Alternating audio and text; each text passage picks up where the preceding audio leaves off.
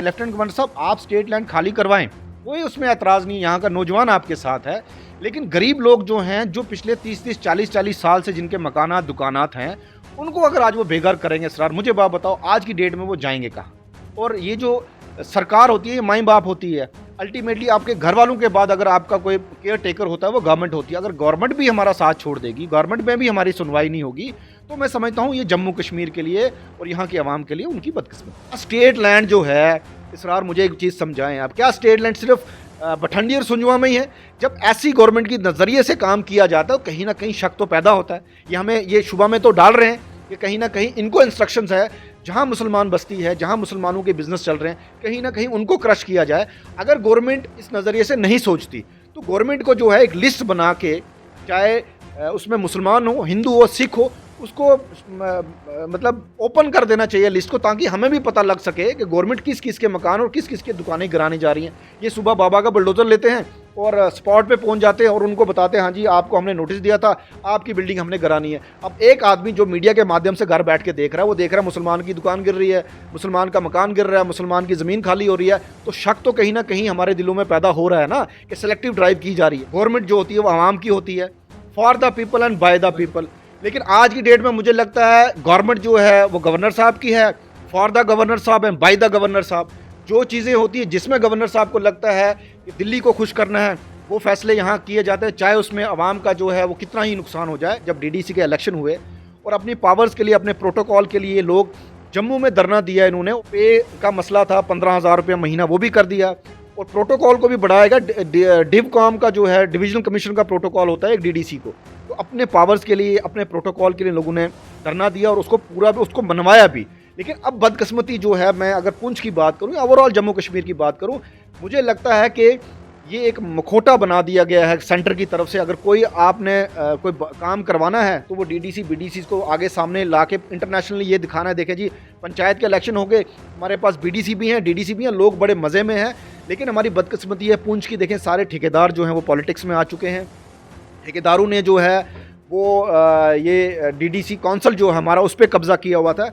अब मुझे एक बात बताएं, जब एक कॉन्ट्रैक्टर जिसको डिप्टी कमिश्नर के पास भी काम पड़ेगा, एक्सीएन के पास भी काम पड़ेगा, और किसी नज़रिए से सेक्रेटरीट में अपने जो ये रोड के काम करते हैं, ब्रिजेस के काम करते हैं, पैसे निकालने के लिए सेक्रेटरीट के मुलाजमों की ज़रूरत पड़ेगी, वो आदमी क्यों एडमिनिस्ट्रेशन के खिलाफ जाएगा, वो एलजी गवर्नमेंट के खिलाफ जाएगा? एक बंदे ने करोड़ों रुपया लगा के जो बिल्डिंग बना दी, अगर आप उसको गिराने के बजाय उसको सीज कर दें और गवर्नमेंट ऑफिशियल उस मकसद के लिए उस बिल्डिंग को यूज़ करें, वो भी करी जा सकती थी। लेकिन देखिए, एक टेरर का माहौल लोगों में डालना है, एक डर का माहौल डालना है। जब तक आप तोड़ फोड़ नहीं करेंगे, जब तक आप ये गुंडागर्दी नहीं करेंगे, तो लोगों में आप टेरर कैसे डालेंगे? लगातार डेमोलिशन ड्राइव चल रही है। जम्मू में आज मलिक मार्केट को सील कर दिया गया है।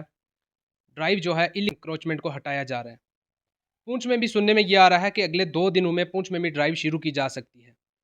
अब लोगों को डर है कि एक तरफ एलजी हुकूमत ये कह रही है कि गरीब लोगों को छेड़ा नहीं जाएगा, लेकिन दूसरी तरफ रिटर्न में अभी तक नोटिस नहीं आया है। लोगों का ये कहना है कि रिटर्न में जब तक नहीं आता तब तक लोगों को डर है, और कहीं न कहीं जो लीडर हैं, पॉलिटिकल पार्टी, वो भी प्रोटेस्ट कर रही हैं। सियासी और समाजी कारकुन दोनों प्रोटेस्ट कर रहे हैं। मुख्तलिफ पार्टियों के मुख्तलिफ बयानात आ रहे हैं, कई लोग भी डर हुए, सहमे हुए। जम्मू कश्मीर के जो इस वक्त हालात हैं, घबराहट है। इन्हीं सब चीज़ों पे बातचीत के लिए हमारे साथ मौजूद हैं एडवोकेट आफ्ताब गनई। आफ्ताब साहब, बहुत बहुत स्वागत है। किस नज़रिए से आप देखते हैं एक वेलफेयर स्टेट में किस तरह के आज ये निज़ाम चल रहे हैं, और लोगों को कहीं न कहीं राहत देनी चाहिए थी हुकूमत को, जिस जो अभी हुकूमत है, भाजपा की हुकूमत है, एलजी सरकार है। लोगों के लिए ऐसे कानून लाने चाहिए थे जिसकी वजह से लोगों को फ़ायदा होता है, लेकिन ऐसे फरमान जारी किए जा रहे हैं जिससे लोग जो हैं आज घबराए हुए हैं, सहमे हुए हैं। उनको डर है कि शायद हमारे घरों से हमें निकाला जाएगा, जो स्टेट लैंड पे बैठे हुए हैं। किस नज़रिए से आप इन चीज़ों को देख रहे हैं? देखें इसरार, जो जम्मू कश्मीर है ना, ये हिंदुस्तान का एक अटूट अंग है और हमने बड़े फ़ख्र के साथ, हमारे महाराजा हरी सिंह ने और शेख साहब ने जो है उस वक़्त हिंदुस्तान के साथ हम आए। इसी नज़रिए से आए कि हिंदुस्तान में हमारी डेवलपमेंट हो सकती है। हिंदुस्तान में कहीं न कहीं ये सेकुलर मुल्क है और सबसे बड़ी बात है कि जो हमारा हिंदुस्तान है वो एक डेमोक्रेटिक मुल्क है। और डेमोक्रेटिक मुल्क में जो है लोगों की बात की जाती है, लोगों की बात सुनी जाती है। और जहाँ तक अभी आपने खुद ही कहा, अपने जब आप स्टार्टिंग में कह रहे थे वेलफेयर स्टेट, देखिए ये जो मुल्क है हमारा हिंदुस्तान, और ख़ास करके जम्मू कश्मीर की बात करूँ, वेलफेयर स्टेट लोगों के लिए ही होती है। अब देखिए बदकिस्मती हमारी ये है कि ठीक है, मैं समझता हूँ हमने सरकारी जब ये फरमान आया, लोगों को नोटिसेस आए घरों से बाहर निकालने के, हमने मंडी में भी एजिटेशन किया, पुंछ में भी एजिटेशन हुआ, जम्मू कश्मीर में हर जगह एजिटेशन हुआ और उसमें ही मुझे लगता है हमारे आज के जो लेफ्टिनेंट गवर्नर है मनोज सिन्हा साहब, उन्होंने एक प्रेस कॉन्फ्रेंस प्रेस वाले ने उनसे पूछा और उन्होंने कहा कि गरीब लोगों के मकानात को, दुकानात को जो 5 मरला, 15 मरला, 10 मरला में उनको नहीं छेड़ा जाएगा। लेकिन ये जो बड़े-बड़े पॉलिटिशियंस हैं, बिज़नेसमैन हैं, ब्यूरोक्रेट्स हैं, इनके पास जो है 20 कनाल, 15 कनाल या 50 कनाल ज़मीन है, हज़ारों कनाल की तादाद में स्टेट लैंड है जो इनसे खाली कराई जाएगी। देखिए, एक बाशिंदा होने के नाते हम इसके बिल्कुल फ़ेवर में हैं इसरार। अगर गवर्नर साहब और यहाँ की एलजी हुकूमत जो है स्टेट लैंड खाली करवाना चाहती है, वो बड़े अमीन तरीन लोग जो हैं जिनके पास जिन्होंने कब्ज़े किए उनसे खाली करवाएँ।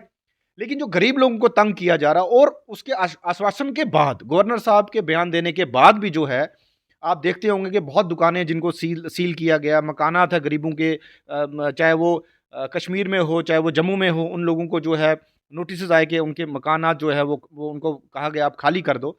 अब बदकिस्मती हमारी ये है कि सुनवाई हमारी आज की डेट में कहीं नहीं है। अब अमीर के चक्कर में है, जो गरीब भी पिस रहा है। इसलिए हम लेफ्टिनेंट गवर्नर साहब से ये गुज़ारिश करते हैं, लेफ्टिनेंट गवर्नर साहब आप स्टेट लैंड खाली करवाएँ, कोई उसमें ऐतराज़ नहीं, यहाँ का नौजवान आपके साथ है।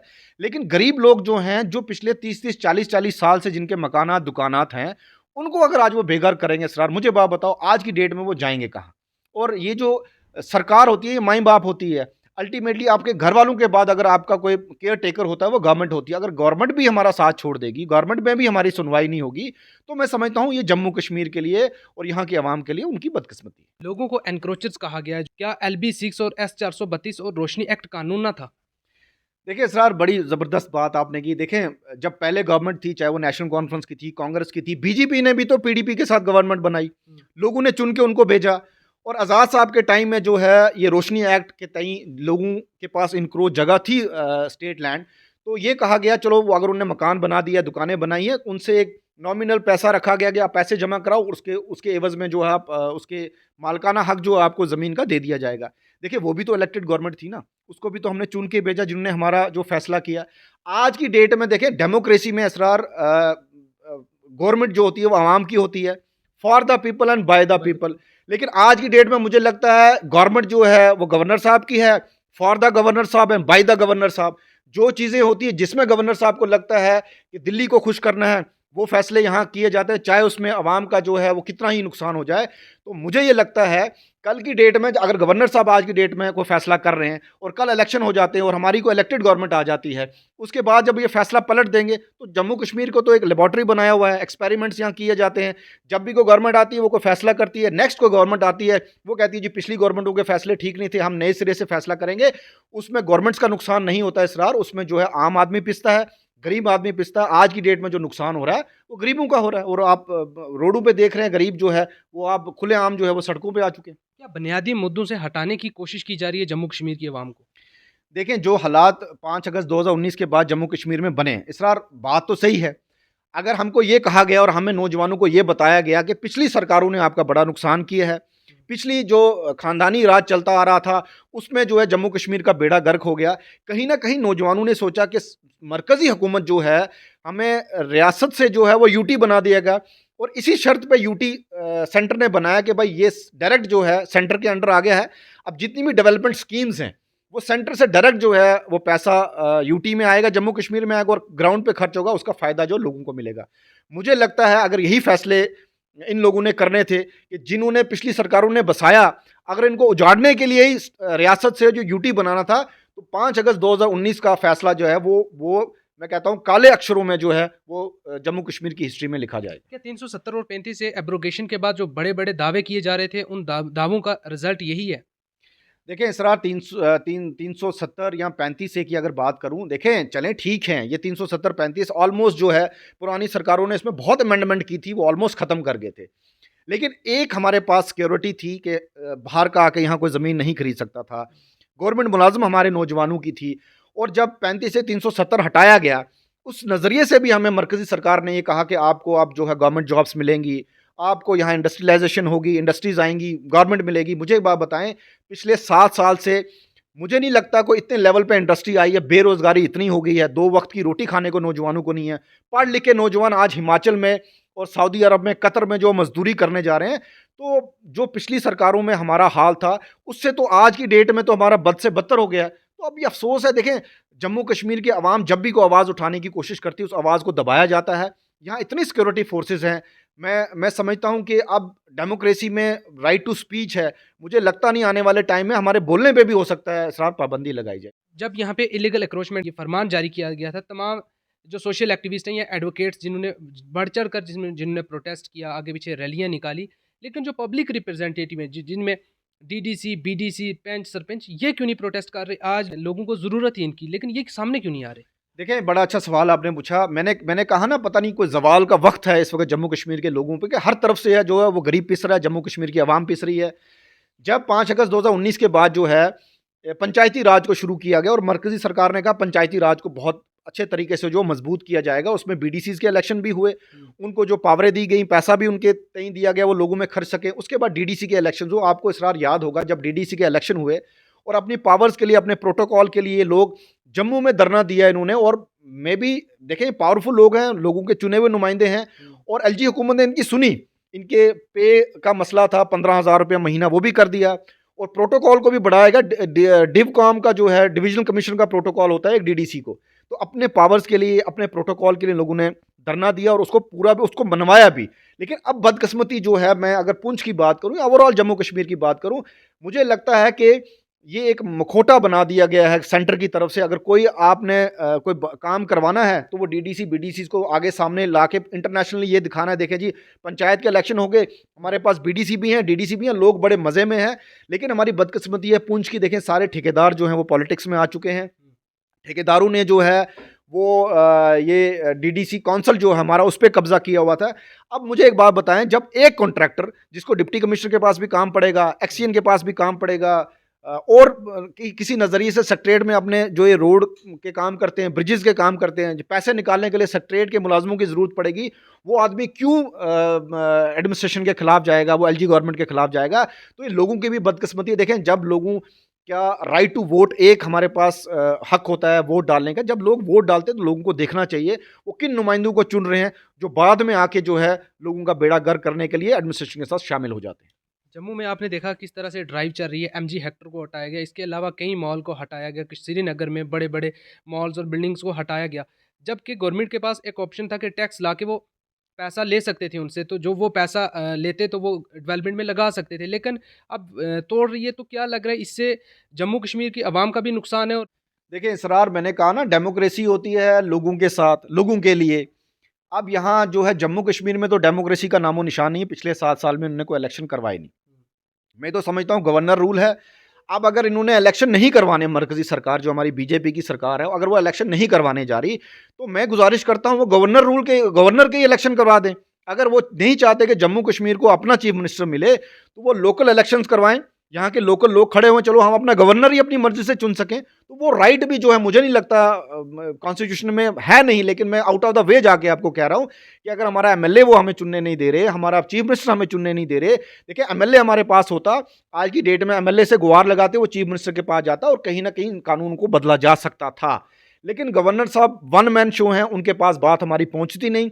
अब मलिक मार्केट में चलें, हेक्टर शोरूम जो है, ये बड़े बड़ी बिल्डिंग्स हैं, इनको गिराने के बजाय गवर्नमेंट अपने ऑफिशियल इस्तेमाल के लिए तो यूज़ कर सकती थी। इसरार, अगर एक बंदे ने करोड़ों रुपया लगा के जो बिल्डिंग बना दी, अगर आप उसको गिराने के बजाय उसको सीज कर दें और गवर्नमेंट ऑफिशियल उस मकसद के लिए उस बिल्डिंग को यूज़ करें, वो भी करी जा सकती थी। लेकिन देखिए, एक टेरर का माहौल लोगों में डालना है, एक डर का माहौल डालना है। जब तक आप तोड़ फोड़ नहीं करेंगे, जब तक आप ये गुंडागर्दी नहीं करेंगे, तो लोगों में आप टेरर कैसे डालेंगे? लोगों को आप मतलब किस नज़रिए से जो है ये एक मरकज़ी सरकार जो अपनी इमेज पेश कर रही है, तो बड़ी बदकिस्मती है। और अब कब तक हमें इस मुसीबत का सामना करना है, ये मेरा अल्लाह ही बेहतर जानता है। आपने कहा बीजेपी इलेक्शन नहीं करवा रही, लेकिन बीजेपी के जो लोग हैं उनका ये कहना है कि बीजेपी ने इलेक्शन थोड़ी करवाने, ये तो इलेक्शन कमीशनर ने इलेक्शन करवाने। देखें, इलेक्शन कमीशन देखें, उनने असरार सारी तैयारी कर ली है।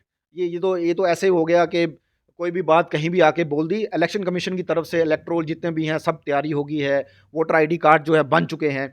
सिर्फ अब होम मिनिस्ट्री से नोट जाना है। सिक्योरिटी लेवल पे इलेक्शन कमीशन ये वेट कर रहा है कि सिक्योरिटी अगर सही है जम्मू कश्मीर की, तो वो इलेक्शन करवाएं। सिर्फ उनको होम मिनिस्ट्री से नॉट नहीं जा रहा। देखिए, अगर आप सरपंचिस पंचिस के इलेक्शन करा सकते हैं, वहाँ सिक्योरिटी की कोई प्रॉब्लम नहीं है। बीडीसी डीडीसी के इलेक्शन करवा सकते हैं जो लोकल लेवल पे हैं, वहाँ अगर सिक्योरिटी की कोई प्रॉब्लम नहीं। मुझे समझ नहीं आ रही कि आपको असेंबली इलेक्शन कराने में क्या प्रॉब्लम आ रही है। यहाँ तो बीजेपी इस डर में है कि क्या वो इलेक्शन करवा के हो सकता है उनकी सीटें ना आए। लेकिन जब आप ये कह रहे हैं खुलेआम कि हम जम्मू कश्मीर की इतनी डेवलपमेंट कर रहे हैं, हम जम्मू कश्मीर के लिए इतना काम कर रहे हैं, फिर मुझे समझ नहीं आ रहा कि उनको किस चीज़ का डर है। या तो ये बात हो सकती है, और दूसरी जो मुझे समझ में आता है, देखिए असरार, गवर्नर जो है इंडिविजुअल लेवल पे जो है वन मैन शो है जम्मू कश्मीर में। या तो गवर्नर साहब नहीं चाहते, या तो हमारे होम मिनिस्ट्री जो है उसमें कुछ लोग ऐसे बैठे हैं जो जम्मू कश्मीर में नहीं चाहते इलेक्शन हो, और जम्मू कश्मीर का कंट्रोल जो है लोकल लोगों के हाथ में जाए, उनकी किस्मत का फैसला जो लोकल लोग करें। अगर अब दिल्ली वाले चाहते हैं कि हमारी किस्मतों का फैसला जो है दिल्ली वाले ही बैठ के करेंगे, तो उनका ये सेल्फिश नज़रिया मैं समझता हूँ जम्मू कश्मीर के लोगों के लिए है।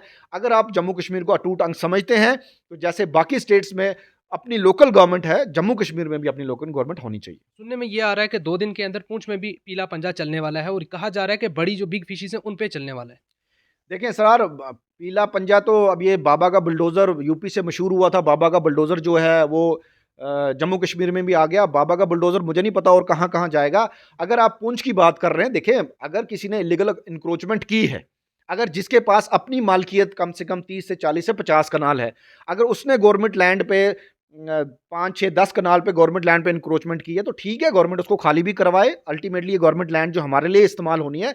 लेकिन अगर वो गरीब आदमी जिसके पास सिर्फ वही 15-10 मरले या 20 मरले जो है जिसमें उसमें मकान बनाए हैं, दुकान बनाई है, तो उसको अगर खाली करवाएंगे तो पूंछ की बदकिस्मती होगी। लेकिन मैं समझता हूँ जो हमारे डिप्टी कमिश्नर इंद्रजीत सर, उनको ये मतलब नज़र में रखना चाहिए कि बड़ी बड़ी जितनी भी बिग फिशेस के नाम आप ले रहे हैं, आप अगर उनको खाली करवाना चाहते हैं, आपके साथ यहाँ का नौजवान खड़ा है। लेकिन आप अगर इसकी गाज जो है अमीरों के नज़रिए में, आप गरीबों को अगर कहीं ना कहीं उनके घर और मकानात को गिराने की कोशिश करेंगे, तो इसका यहाँ का नौजवान डट के असरार उसका मुकाबला करेंगे। लेकिन जम्मू कश्मीर के ऐसे जो कई नौजवान हैं जिनका ये कहना है कि ये जो ड्राइव चल रही है ये भी सिलेक्टिव है। क्या लग रहा है आपको, ये सिलेक्टिव है या नहीं? देखें, ड्राइव तो सिलेक्टिव है ही ना। अगर आप बठंडी में या सुंजुआ में चलाएंगे, तो क्यों चलाएंगे आप सुंजुआ बठंडी में? क्या क्योंकि वहाँ मतलब 95% जो है सुंजुआ बठंडी में मुसलमान है। देखिए, शक तो जाता है ना। अगर आपने ड्राइव चलानी है, आप बीजेपी के इतने बड़े बड़े लीडर्स हैं, आप उनके उनके उनके घरों को और उनके दुकानों को क्यों नहीं उजाड़ रहे हैं? आप रूपनगर में देख लें, आप जानीपुर में देख लें, क्या स्टेट लैंड जो है, इसरार मुझे एक चीज़ समझाएं आप, क्या स्टेट लैंड सिर्फ बठंडी और सुंजुआ में ही है? जब ऐसी गवर्नमेंट की नज़रिए से काम किया जाता है, तो कहीं ना कहीं शक तो पैदा होता है। ये हमें ये शुबा में तो डाल रहे हैं कि कहीं ना कहीं इनको इंस्ट्रक्शंस है, जहां मुसलमान बस्ती है, जहां मुसलमानों के बिजनेस चल रहे हैं, कहीं ना कहीं उनको क्रश किया जाए। अगर गवर्नमेंट इस नज़रिए से नहीं सोचती, तो गवर्नमेंट को जो है एक लिस्ट बना के, चाहे उसमें मुसलमान हो, हिंदू हो, सिख हो, उसको मतलब ओपन कर देना चाहिए लिस्ट को, ताकि हमें भी पता लग सके कि गवर्नमेंट किस किस के मकान और किस किस के दुकानें गिराने जा रही हैं।